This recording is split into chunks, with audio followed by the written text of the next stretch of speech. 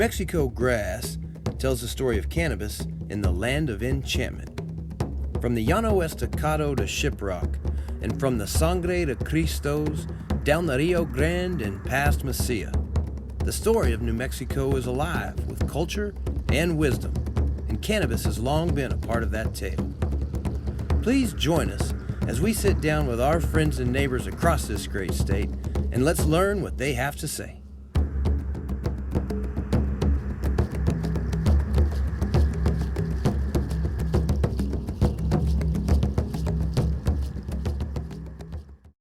Welcome to New Mexico Grass. Welcome back for all of you who watched our first episode with Pat Davis. I'm super excited today for multiple reasons to have Representative Andrea Romero. She is coming to us here live on Zoom, but more importantly, while the bill is being discussed in Senate live as we speak, this is super exciting. Andrea, thank you so much for joining us. Welcome. Thank you so much for having me. Thank you for your interest in this topic. So grateful to have your coverage of what's moving in New Mexico right now. Thank you. No, absolutely. And in our opinion, in my opinion, certainly, this is one of the most important pieces of legislation going through the legislature right now. It's going to be big for a lot of small business people. This is kind of where our angle comes from. Tell me a little bit about your involvement here with the New Mexico cannabis scene. How did things get started? Well, this is my second term as a legislator. So in 2019 is when I first, sort of got thrown into the process of where we were as a state with the interest in legalization.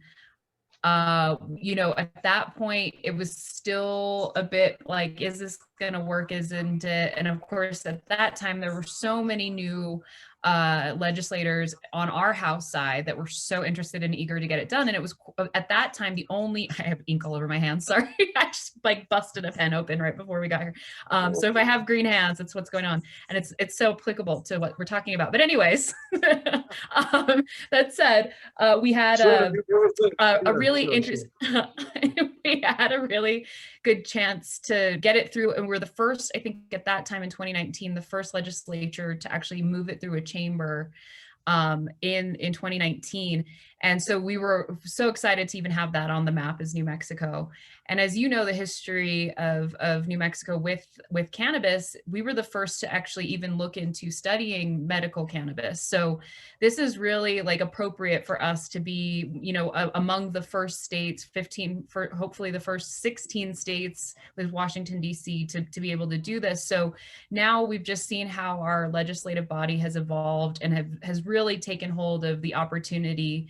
And you see all the interest in the Senate. And of course, we already moved it through the House. So we're hoping that in the final days of our legislative session here, that we're able to send something to the governor that we really believe in. But for me,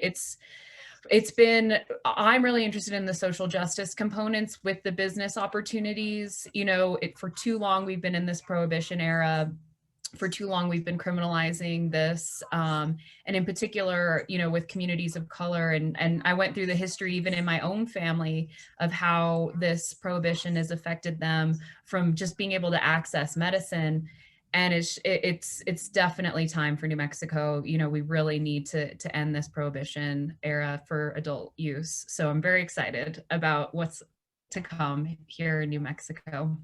Well, I completely agree with everything you just said. You're absolutely right. This end of this prohibition on a plant that was given to us by God that we've outlawed wrongly for so long, and it's getting close to, here in the state of New Mexico, actually coming to an end due to your work and the work of Representative Martinez, who is also on the bill with you. Can you give us an update? What is the status of the bill? I know you're watching things there as we speak. What's going on? Yeah, we're on the House floor now, deliberating other bills. Thank goodness we're not. I wouldn't be able to take the interview if we were on cannabis directly, because it is, there are many moving parts. The good news is that with our bill, House Bill 12, we've gotten it through a chamber. So we are a bit ahead of the curve as far as just, the way things are stacking up against time already. And that's always the issue in a limited session. So we feel really good about the positioning. Our bill has, again, a lot of the social justice components that many of the others are just focused on the industry. We wanted a holistic big picture, looking at health and safety, looking at how we monitor advertising, to looking at how we repurpose funds back into our state for undoing the problems that we've seen with the drug war.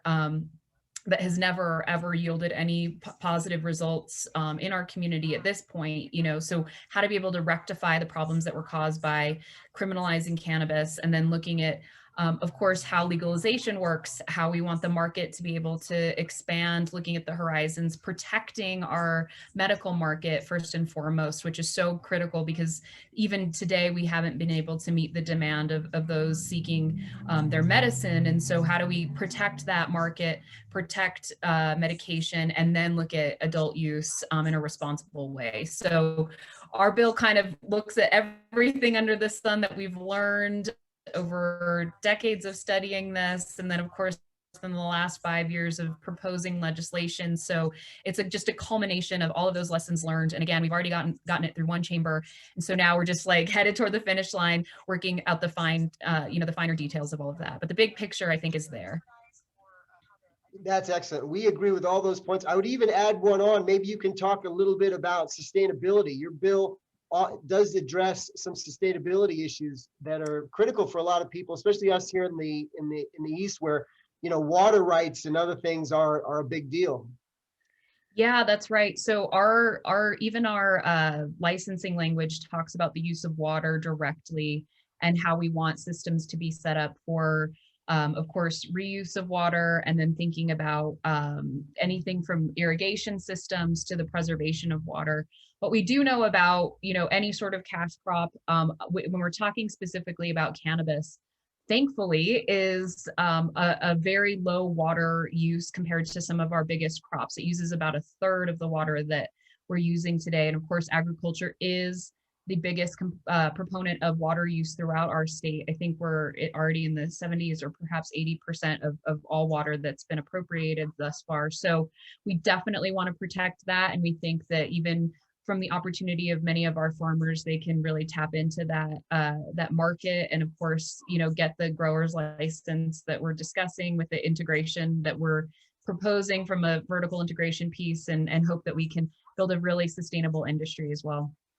Excellent. Well, since you brought the conversation back to the business side of things, I want to ask you about the micro business component in this legislature, which I not only find really interesting from a small business perspective, but also when you look at the other structures that are existing in other states, it's a pretty unique feature. Tell me a little bit more about it.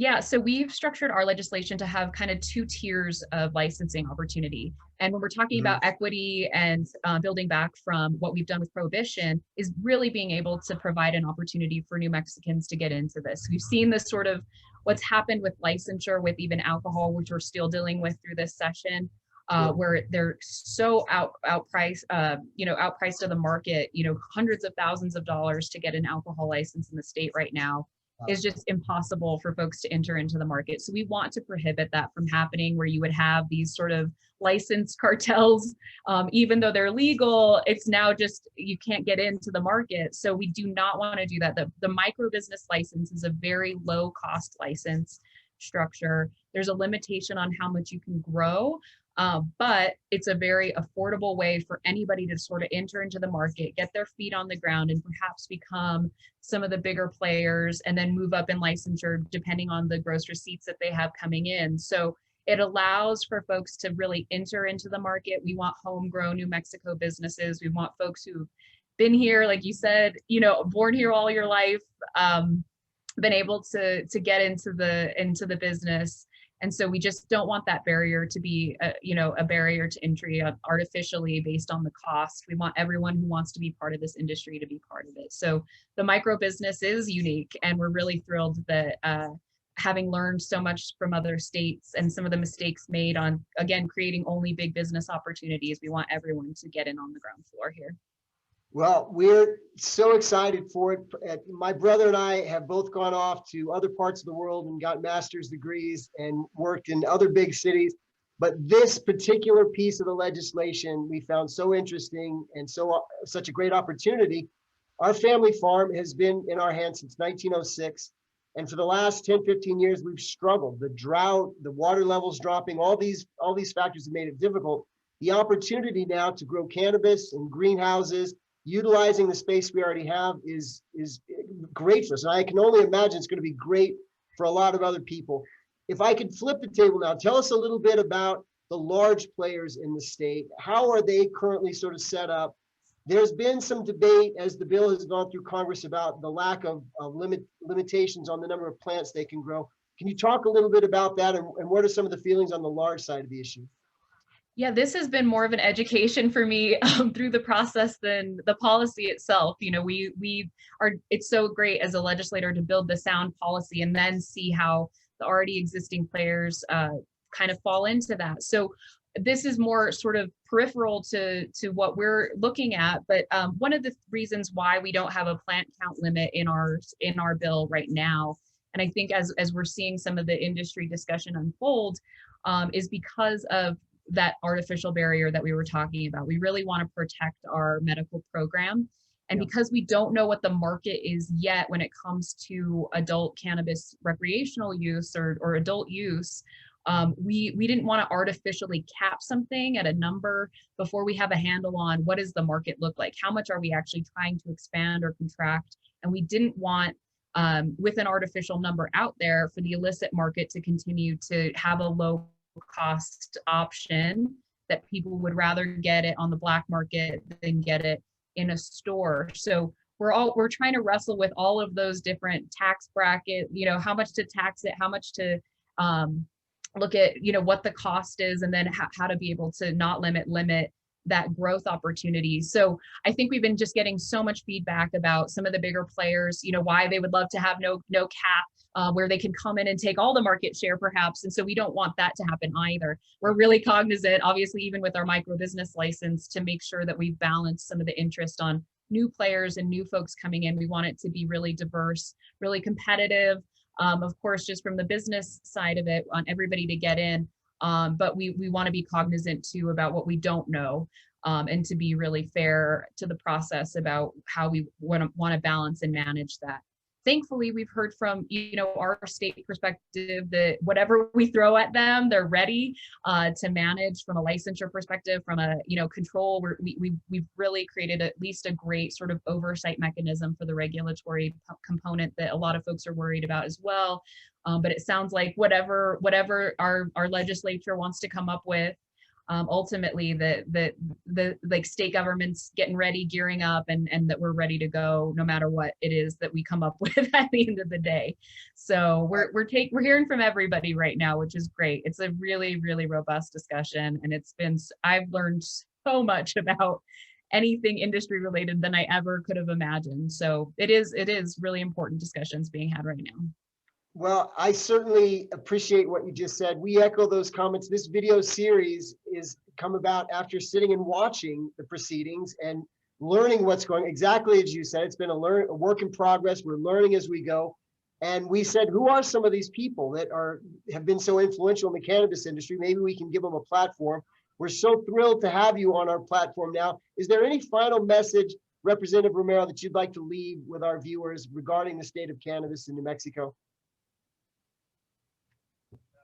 Yeah, I'm really hopeful that 2021 is the year. And with all that we've been through as a state, a globe, you know, all the people that are looking for opportunities, this is just one really exciting one for us to be able to bring through this year, and thinking about the future of our state. You know, I'm so passionate about, you know, ending prohibition and being able to do justice to this plant and to the people who have always been behind, you know, the scenes, protecting what I think so many of our different cultures and you know, my ancestors were understanding about the opportunity here. So I think it's great for New Mexico. I think it's great for the future of our state. And of course, we just want to keep everyone safe and happy and healthy.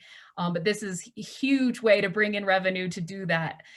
So I'm so thrilled about what we have on the table and the way that we've seen it come through in the conversations that we're having, and hopefully we'll get the best the best package possible for the future of our state. So, and I'm just grateful for your interest and for hearing your stories about how this is bringing folks back and to the table with this conversation. So thank you for that as well.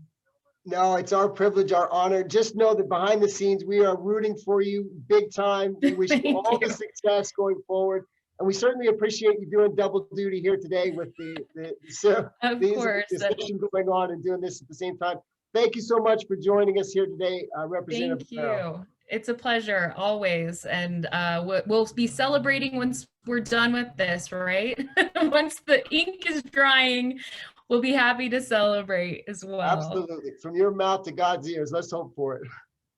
Take care. I know. And the energy is felt. Believe me, we need it right now while we're working around the clock. So I appreciate you guys. Thank you so much. You bet. Take care.